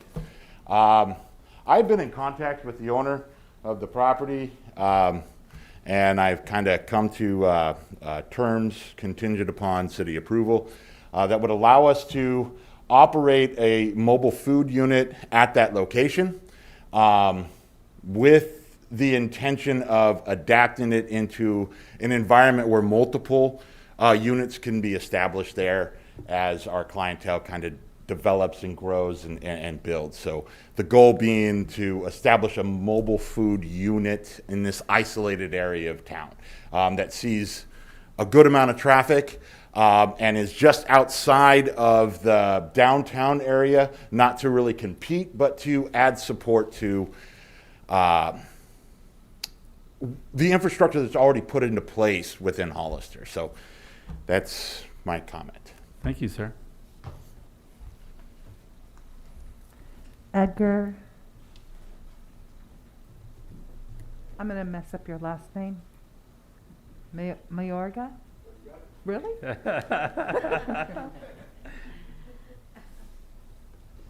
evening, Council, Mayor. Nice to meet you all. My name is Edgar Mayorga. My wife, Diana. We're the owners of Café con Leche. We have a rough path. All the applications for the health department, for the plan department, has been submitted, but yet we have a rough path trying to make a business in Hollister. Reason why? Because we can't park in the city. If we park in the city, we get thrown out. For example, we were leasing in Kmart, and even though we were leasing a parking spot in Kmart to be set in there, we got kicked out. We're trying to provide service to our community. We're trying to give excellence, customer service. We try to give a family sensation to Hollister, you know. And we just want the opportunity to be parked in the city, to survive pretty much. As a mobile vendor, as Joe as a mobile vendor, as future mobile vendors, it's a business. It's a business that is also growing everywhere and is, you know, hopefully it might grow here with the potential of everybody bringing more people downtown, bring more people to Hollister, having, like he said, like a group of trucks, and we just want to have that opportunity to maybe change the rules and regulations, the plan department, and to park in the industrial side, where there's barely any business for us to survive. And as you know, the economy right now is hard. Everything is hard, and we wish you guys to consider this. That's it. Thank you. Thank you so much. Loretta Avina? Good evening, everyone. I wanted to just put my 2 cents in. I love the interpretership that these gentlemen are bringing forward, and I would love for this council and the city to support them. My concern arises from the vendors that I see on the corners within our city limits, primarily during the weekend, that are selling fruit and other items. And most of them do not have a business license. And I've observed them in the same spot from morning all the way up into the late afternoon, early evening. My primary concern, of course, is always for the employee. Where are they going to the restroom? Who's taking care of them, et cetera. But also to our small business owner and to our startups who are trying to do the right thing by going and jumping through all the hoops and loops. And, you know, they're following the rules and our regulations, but yet these other vendors are not. And I don't see much policing on that, at least that I have observed. And I'd like to see a little bit more enforcement on that, because we have to support the businesses, the individuals, for example, that just came up before you, because they are doing everything the right way. And it's not equitable to them or fair that we are not enforcing our own laws and not citing these vendors who are coming within our borders and in the city and selling their wares without doing their due process and getting their business license, the same thing that the two gentlemen have been trying to do or are doing. So that's basically my 2 cents. I would like to see more enforcement of that. Thank you. Thank you. I have no more speakers, Mr. Mayor. Thank you. Councilmember Burns. Thank you, Mayor. I guess to begin with, from Ms. Zavina, I've expressed similar concerns. In some cases, I suspect they may be located in unincorporated islands, and so we may need the assistance of the county on this. But I too have concerns about hand cleaning stations, restrooms, often a lot of cash done in those businesses, and so I'm concerned. I also have some limited concerns about how this could have a potential impact on the brick and mortar businesses, but I also work in a very large city where there is a vibrant catering food truck industry, and they actually have their own union representation, and so I see a lot of value. I really actually like the idea of some sort of an event where you could get multiple catering trucks there, the food trucks, because they all bring something unique that they're selling, and often they can invest tens, if not hundreds of thousands of dollars in these trucks. It's not the drive up and open up the back of a van that it once was years ago. There's a particular location in Fresno where there's a nursery, and every weekend they actually have a live band, and they bring out 6, 8, 10 of these food vending trucks, and it's a social event, and it absolutely could enhance the experience in Hollister, given an opportunity and done correctly. I would like to say, I know that the mayor and this council has expressed some interest in moving forward to create an entertainment district downtown, and I think that at a certain point in time, the brick and mortar restaurants tend to close, and they certainly could augment the need for food. I've seen the consequences in other jurisdictions where I've worked, where people go and they have a great time, they drink too much, and I don't know that food makes them any soberer, but they're definitely full. And so it makes them think they are. Yes, exactly. It's like coffee. So they can have another drink. Yeah. So I see the value, I see the benefit. Mr. Prado, thank you for bringing this forward. I truly do appreciate it, and I think it was very thorough and very timely. And for me, I'm very much open to a broader, bigger conversation about expanding the locations where these could be. But I also think if we're going to allow this to happen in downtown or in other areas, that we need to have at least the public conversation with our brick and mortar businesses. I drive by the old Kmart parking lot. I've actually had some conversations off calendar with the mayor about some of the challenges I see potentially there, and also some of the opportunities. And so I'm wide open to the conversation, and I thank you for also representing a spirit of goodwill, ambassadorship to these folks, because it can be overwhelming, and it is a joint venture, because you do have to have the county doing their part on this as well with the regulatory components. But I absolutely think that this could be an amazing opportunity, and I would like this to not just let this go by the wayside and say, you need to be out at the airport, you need to be out at the industrial park. Maybe during Monday through Friday from 8 to 5 when there's actual traffic out there. But it is hard, and these are real businessmen and women, and so I see a tremendous benefit. Thank you, Mayor. That would complete my comments at this time. Vice Mayor Resendez. Thank you, Mr. Mayor. And again, I want to also thank Mr. Prado for bringing this forward and giving a presentation. I do definitely want to support the business owners that have come up here and spoken, and not only them, but the ones that are going to come after them. And I think that we typically do a really good job in doing so. I agree with my colleagues here that I've got some concerns about the Kmart parking lot. I know that the city of Watsonville just condemned theirs, or they consider it blight. And there's lots of conversation about what's going on with Kmart in this community. So I don't, it's hard because it's a private business, and it's really out of our out of our jurisdiction. My understanding, and I've had conversations with this gentleman, I think at least one conversation that where he's considering putting his idea, which I love, by the way, and fully support. It's a private location, so he has every right to do that. Am I correct? You are correct, Councilmember Resendez. The only hiccup there, which I if you as a council give us direction, is that area is actually considered downtown commercial mixed use, even though the reality is that the downtown is closer to the south.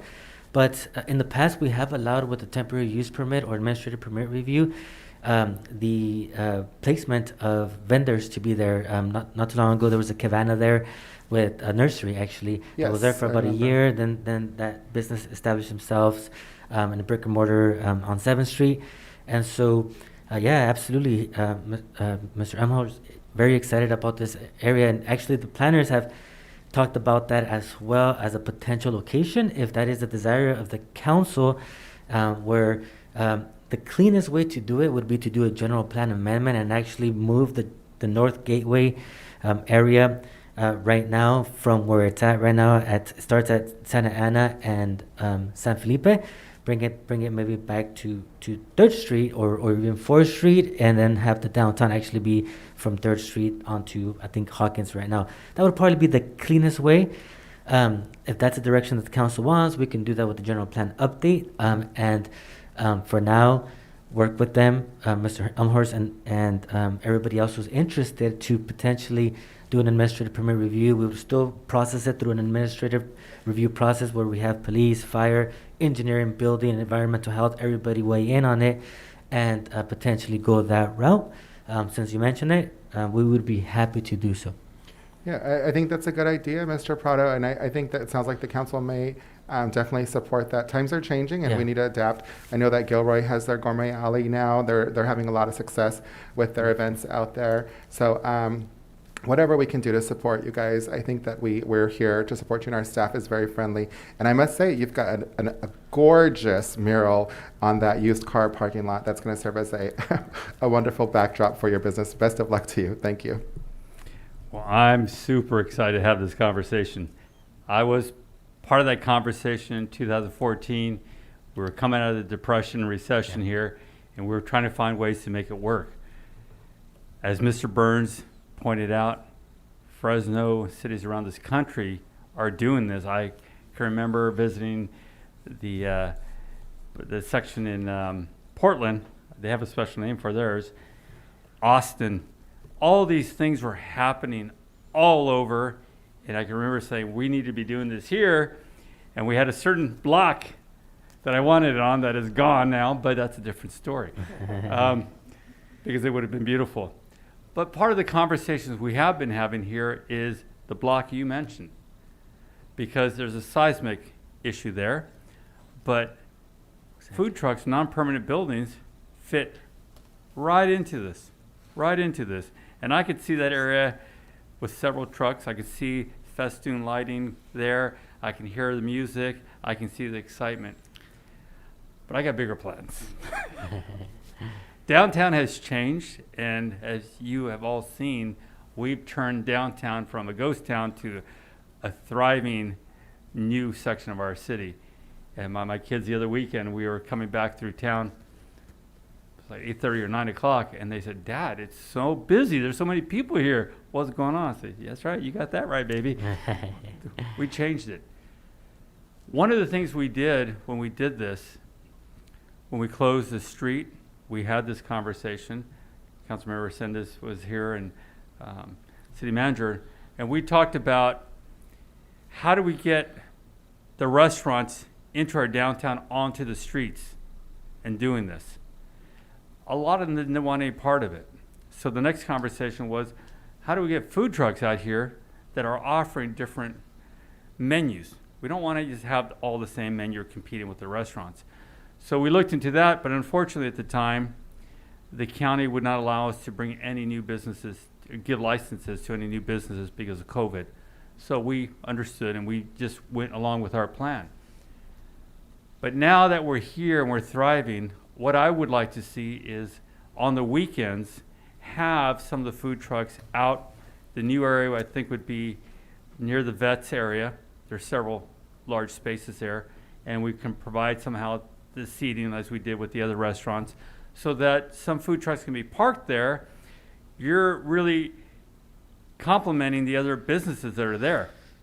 And I've said this, and people never believe me on this, but you want to have a thriving restaurant, you need to have a restaurant on every corner around you. Because nobody goes to the same restaurant every single day, but they'll go to yours, the next one, the next one, next one, next one. And if we could do this on the weekends, Friday through Sunday evenings, so we're, again, having activities like we're having in our downtown, having the lighting, having the music, having the different menus out there, we can all succeed. And I'd like to see how we can start getting to that point. So maybe in the week they're at that one location, but on the weekends they're in downtown. And again, we're complimenting, we're having music, we're having entertainment, we're having all these great fun things happening through Sunday. And then seeing you guys succeed, because Mr. Burns is right. We know you guys put some money into those trucks. They ain't cheap.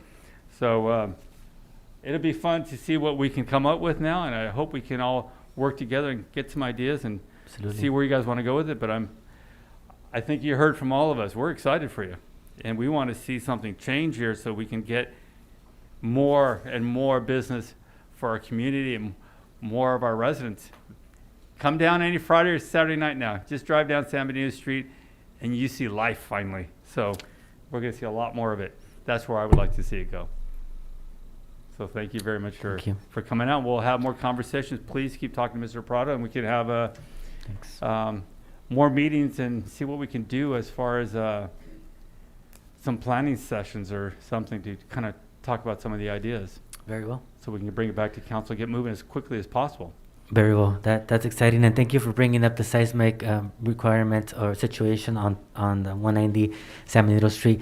It's been like that. I mean, as Mr. Elmhorst very well said, we know it as the old former KFC site. Once that came down, unfortunately, we have the Alquist-Priolo Act that basically dictates that if there is any type of new building that goes up, there has to be a trench study to see if there is or not a fault.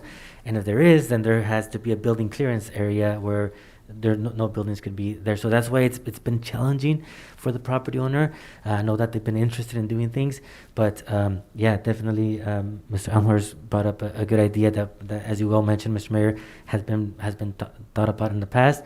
And if it's okay with the council, staff can definitely work with Mr. Elmhorst and anybody else who's interested in doing a nice maybe absolutely. And I will add to this. This is when we talked about some of this money that we had from some of these grants. This is what we're talking about. Yeah. Investing it into you guys who are investing it back in our community, which is a reward for everyone. So there's a lot of ways to do this. Yes. And it's exciting to just see this downtown keep expanding. Yes. So thank you. Councilmember Sendes.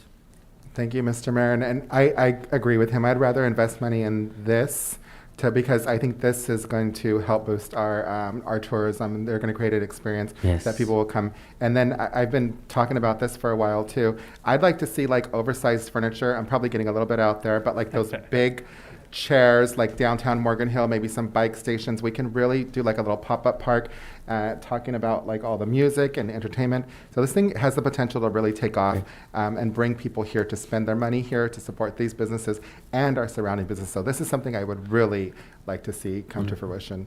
So please figure out a way so we can all start meeting, have ad hoc or whatever we need to do so we can move on this fast. And now that we have people here that are committed to us, I know you're going to go find other people too to, again, unique menus so we can do this and we can keep going, guys. So thank you all for being here and for waiting. All right. We're going to go ahead and move on to item G5. Thank you, Mr. Mayor, City Council. On June 21st, the City Council adopted Resolution 2021-129, which was provisions regarding campaign finance reform. Since that was put into place, there have been requests for a couple of changes. The best place for us to incorporate that, I feel, would be into our Hollister Municipal Code, Section 2.04, which we recently also just amended. And one of the easiest implementations of a change is the very first one, which is the attachment A to that item, which basically would have the implementation and the acknowledgement signed by all candidates, including all candidates, current or newly elected and appointed officials. The city clerk appointed, there, I think you can see, you could read the red line changes that I made to it. And that perhaps have there be some enforcement per chapter 2.05, which I was hoping to add. Adding the enforcement, I wasn't sure how you would like to go about that, so I added 2 drafts, draft 1 and draft 2, and I'm hoping that you will be able to provide me direction. Once I have direction, then Jason and I will look at the legalities of that and then go from there. Thank you. Questions, comments? Councilmember Burns? Thank you, Mayor. I actually would like that we pull this item. I think that I've read it, I'm understanding of it, but I'd also like for Councilmember Perez to be present for the conversation. I understand that we're a council of 4, but I know that Councilmember Perez had expressed some concerns, and so I'm not prepared to go forward with the decision. And my understanding is that again, I'm not. This is probably where I need a direction for consensus, because I don't know if 2 out of 3 is consensus, and I don't know what the mayor and the vice mayor's opinion on this is, but I think it's important. Clearly, we've now had a triggering that requires this next step, but I'd like to hear his thoughts as well. And since he's not able to be with us tonight, I'd ask that we pull this item and bring it back to a special meeting, potentially next Monday. Thank you. Thank you, sir. Go ahead, sir. Thank you. I respectfully disagree with that. We did have a special meeting. I've never, since I've been on the council, missed a meeting. I came to that meeting. We didn't have a quorum because the council member wasn't here. And the council member is not here today. And I don't think that we were elected, or it's in our bylaws, or the constituents expect us to pull an item and not vote on something just because one of our colleagues is not here. So I think we've stalled this long enough. I think we're just going to have discussion and give direction. I've got some valid concerns about what's happening in our community, not just now, but before. So I think that we need to move forward and have the discussion. So I can't support pulling the item tonight. Thank you. And if I can, Go ahead. it would be for direction. It's not no action. It would have to come back for you guys to vote on it, for all of council to vote on it. So again, it's just fact finding, letting me know what it is you guys are looking for. Thank you. Did you want to have any comments at all? No? Okay. I had a lot of comments or questions on this. I think we were all intending to do something that we felt was right for the community, and we quickly saw how people find ways around it, and we need to show the community that we are transparent and that money is just not being funneled one way or another to get somebody elected, but it really goes back to, we're a small town. These should be grassroots campaigns, not big dollars flowing in from out of town to make them work. I think it's important. The first step I would say is this. We need to have the timelines. If you're late with your reporting, for us, for candidates, for anyone, if you're late and it's not turned in the day it's supposed to be turned in, there should be the fine. There shouldn't be a question about it. There should not be an exception. My dog ate my paperwork. Anything else. We're all big kids here, and we know the rules, and I think that's going to be something very important. And I personally don't think that $250 is really the right level. It should be higher. I think it should be more like $500. If you're going to do this, you're going to pay the price to make sure we're very clear. And I think along with that, what should be happening is if a violation occurs, that should not only be noted in a fine, but it should be a written violation. It's very clear. City of Hollister campaign rules have violation has occurred, what the violation was, and have that posted. I think it's important for people to know that. I think if somebody's going to violate the rules as far as funding, that should be a higher penalty. That should be upwards of the $1,000 penalty, because sometimes some of these people have so much money it doesn't matter, and to them it's a matter of, as long as you get the person elected, I don't really care. I'll eat the fine. Well, when it becomes a $1,000 fine, all of a sudden minds change a bit. It's like, whoa, I'm going to get fined for $1,000 for playing a game with this system. And I think that's important, and that should be very clear and really easy to understand, because if somebody's saying, well, I can't give this person more than $250, but I can go around the corner here, give another committee that's supporting that person $1,000, that's just not right. It's just not right. It should be a $250 limit, whether it's to them or to another committee that's going to come around and around the back corner and support them. It's just one $250 limit. If you go past that, you're in violation. Some of what we're seeing here is, and I guess we knew this was going to happen with some of these action committees, just outright ignoring the rules. We talked about having your top 10 donors on your mailers so that it's clear to the public who are the people really supporting them. And that's not being done. So that too should be that $1,000 fine. That's just a slap in our face of, we're going to ignore your rules. You're a small town. You can't do anything about it. Too bad for you. We'll deal with you later. And maybe one of the other things we can do is say, look, candidate, if you're going to take more than $250, or maybe this will be the idea here. I know for an example, LAFCO, if you receive a contribution of more than $250, you can't vote on any item for 2 years because the membership changes. Maybe it should be a 4-year deal because if you're elected to council, you're on here for 4 years.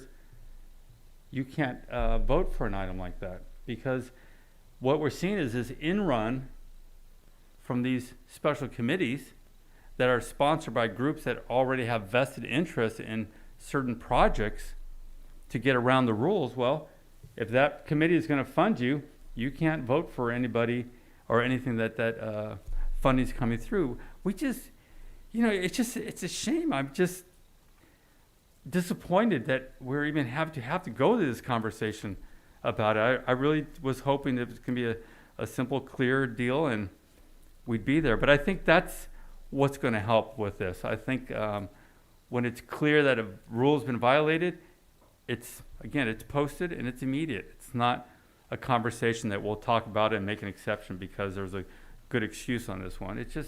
And that should be for all of us. If I'm a day late, hit me with the fine. If I'm doing something wrong or some extra money came in, we need to be fined. I mean, that's just the way it should be. And also what I'm seeing here is there's fundraising going on, but nobody's reporting the fundraising. Everybody's just reporting the dollars that came in, but nobody's reporting the cost of that fundraiser being contributed by somebody else to put on that fundraiser. So those are important things in the real world of elections. And if you're running a federal campaign, you'd have to be reporting all those things. So I think if we're going to do it right, that's how we should be doing it, is have the number, have the immediate consequence, not where we're talking about, but it's just clear, it's been violated, city clerk issues the fine, writes up the violation and posts the violation. So it's all clear. That's what I like to see. Mayor? Go ahead, sir. Thank you. I've heard what you said.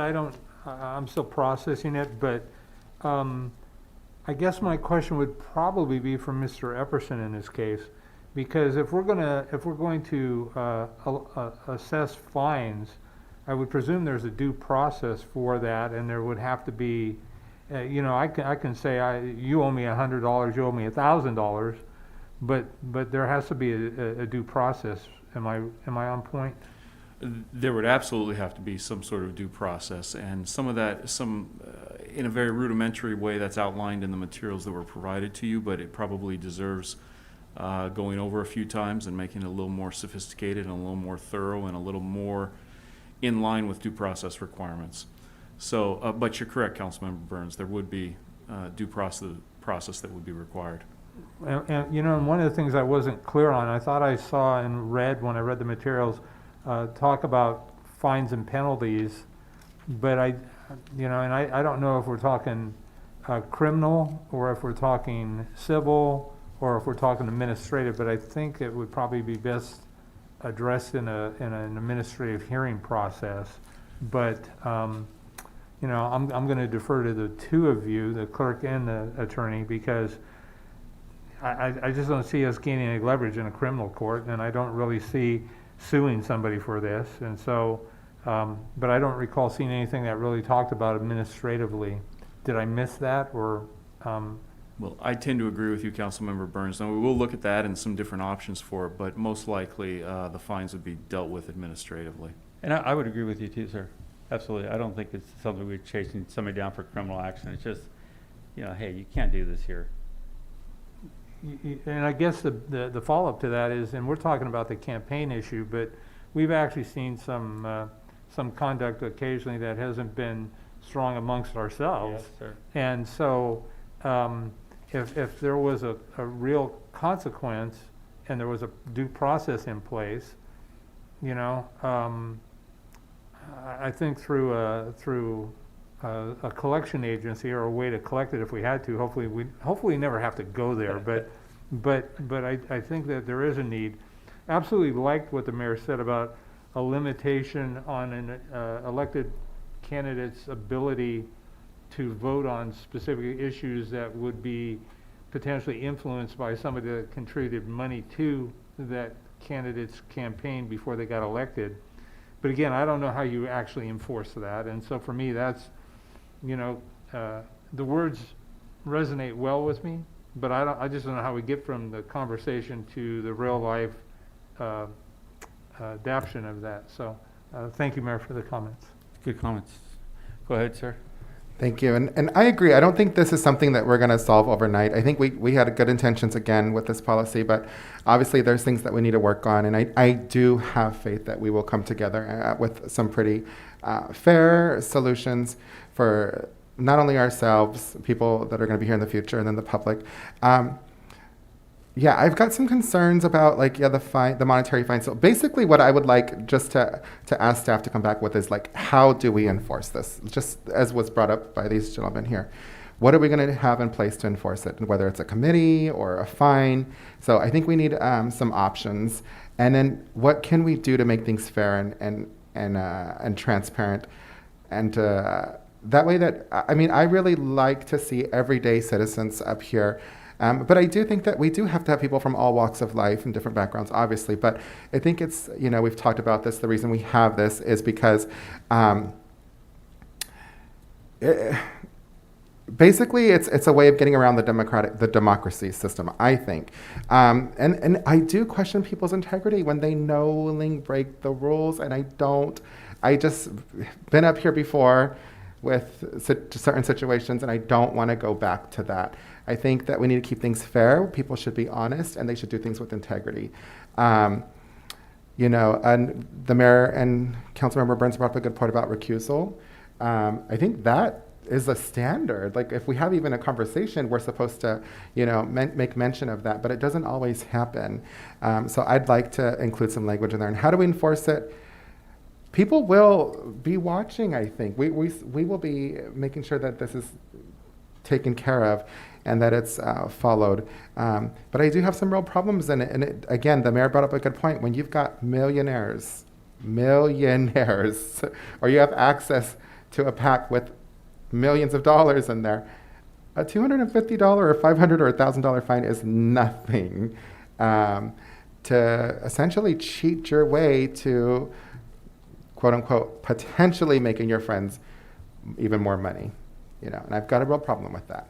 Those are my concerns. I don't have all the answers, but I would like to see some options, and I'm not in a hurry to adopt anything either, because I think we need to do it the right way.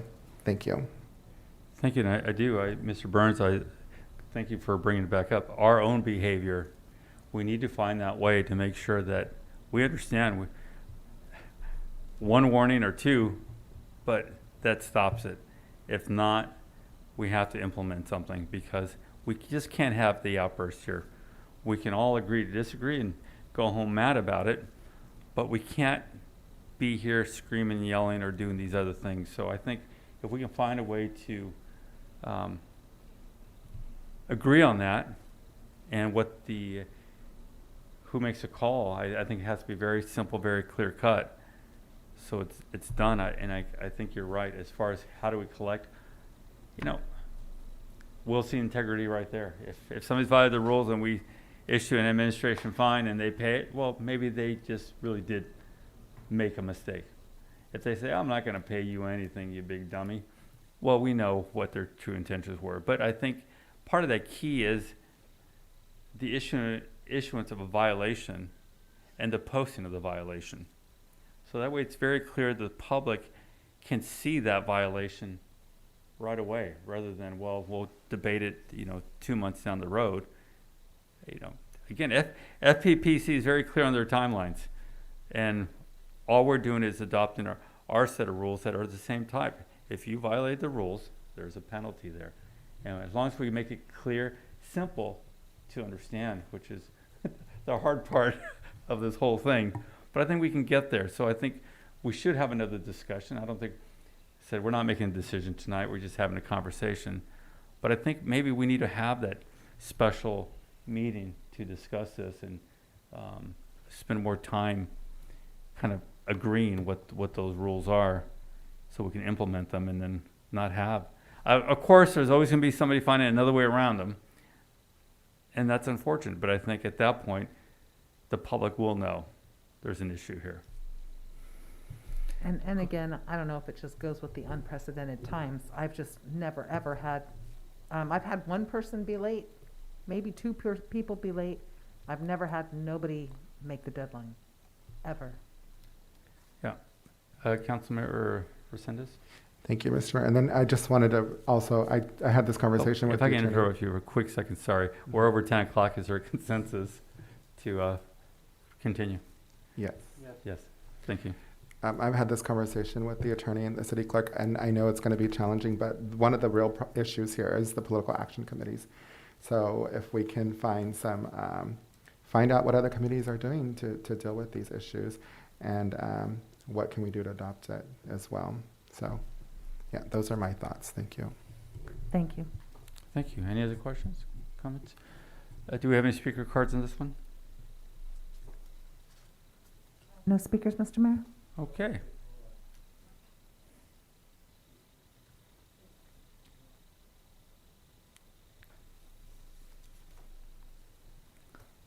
Okay. One speaker, Mr. Mayor. Carol Lenore? Hi, good evening. Carol Lenore, resident of Hollister. I've been wanting to comment just briefly on this whole issue, and I've been thinking about it quite a bit. And, maybe you could give consideration to the fact that incumbents have name recognition, new candidates, and we often have new candidates, which is good. They tend to need a little more advertising, flyers, signs, mailers, ads, and they require funding. I think, honestly, if the funding is too restrictive, running a sustainable campaign becomes near impossible. On its face value, reform is a good thing, but the wrong formula can limit candidates. And we should support and encourage candidates and not limit them too restrictively. In the end, it's really the voters' call. They don't like your endorsements, they have the option of not voting for you. I might also want to suggest if you could talk about putting a cap on personal loans.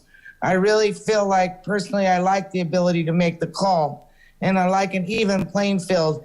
It just seems like you're not able to raise enough money. If you're not rich enough to pay for all your things or somehow get it under the carpet, which I think some folks have done that, I did 2 campaigns, so I'm very familiar with campaign finance reporting. I feel like the state is good guidance, good things. I don't think we need this more restrictive local level.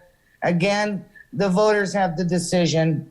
If they don't like your endorsements, they could just vote somewhere else. Your enforcement was definitely going to need to be strong. So if you're going to do your ordinance, you have to make sure the enforcement, and I know you know this, is you're able to do it. But again, I really would like to see my input, and I think the total amount is too low to run a campaign. You're just not going to be able to do it. So that's my comments and my input. Thank you very much. Thank you. I have no more speakers, There are no Mr. more Mayor. speakers? Okay, well, we'll try to, I think if we maybe have a special meeting or a study session together, really hammer this out, because I think we're close. I think we are close. I think all of us are kind of disappointed with what happened, but I think we can do it and really change this in a way that will have an impact and will stop some of this. So I'm hoping that we can do that. Go ahead, sir. Maybe we can have it like on a weekend. We've talked about that, but this might be like an all-day thing. So, I'm just perfectly my fine with thoughts. that. We can have a couple different items that we need to talk about and hammer it out. Okay, City Manager? All right. HIJK, there is no business. Is there a motion to adjourn? So moved. There's a motion. You don't want to go? Is there a second? You don't want to go either? What's going on here? Second. There's a second. This has happened Motion before. second, all in favor? Aye. Aye. Is it because we're leaving too early?